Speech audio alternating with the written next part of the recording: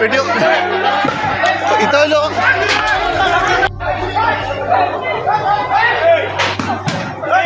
জমি বিরোধে কত মানুষ যে জীবন হারিয়েছে তা বলার অপেক্ষা রাখে না। তাই বলে জামায়াত নেতাকে প্রকাশ্যে খতম করে সেই জমি দখলে নিয়ে যাবে অন্য কেউ, তা বর্তমান সময়ের জন্য অকল্পনীয় মনে হলেও বাস্তবে তাই ঘটেছে। দর্শক, ঘটনাটি ঘটেছে বগুড়ায়। খবর নিয়ে জানা গেছে, জমি নিয়ে বিরোধের জেরে সাইফুল ইসলাম নামের এক জামায়াত নেতাকে ছুরিকাঘাত করে খতম করার অভিযোগ উঠেছে।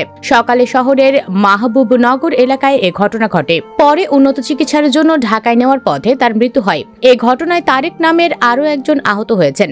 সাইফুল ইসলাম বগুড়া শহরের খান্দার এলাকার মৃত নওশেদ আলীর ছেলে। তার আদি বাড়ি নন্দীগ্রাম উপজেলার রামকৃষ্ণপুর এলাকায়। তিনি জামায়াতে ইসলামের বগুড়া শহর শাখার ওলামা বিভাগের রুকন ও দায়িত্বশীল ছিলেন বলে নিশ্চিত করেছেন শহর জামায়াতের প্রচার সম্পাদক ইকবাল হোসেন। পুলিশ ও স্থানীয় সূত্রে জানা গেছে, সকাল 10:30টার দিকে শহরের মাহবুবনগর এলাকায় জমি নিয়ে বিরোধের জেরে একদল দুর্বৃত্ত দেশীয় অস্ত্র নিয়ে সাইফুল ও তারেকের উপর হামলা চালায়। এ সময় তাদের এলোপাতাড়ি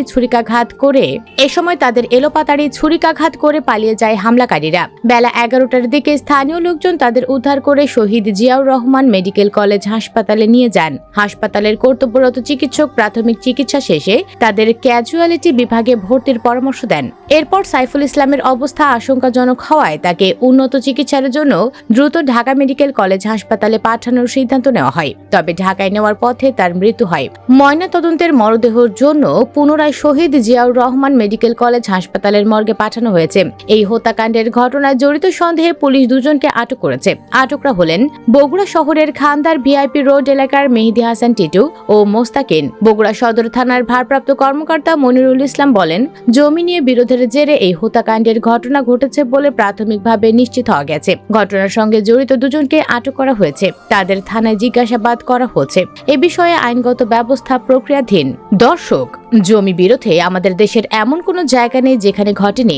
আপনার এলাকায় কি জমির জন্য মানুষ মারা গেছে এমন ঘটনা ঘটেছে? কমেন্টে হ্যাঁ অথবা না লিখে জানিয়ে দিন আপনার মূল্যবান মতামত। ভিডিওটি ভালো লাগলে লাইক ও শেয়ার করুন। আর আমাদের চ্যানেলে নতুন হলে সাবস্ক্রাইব করে সাথে থাকুন। ধন্যবাদ।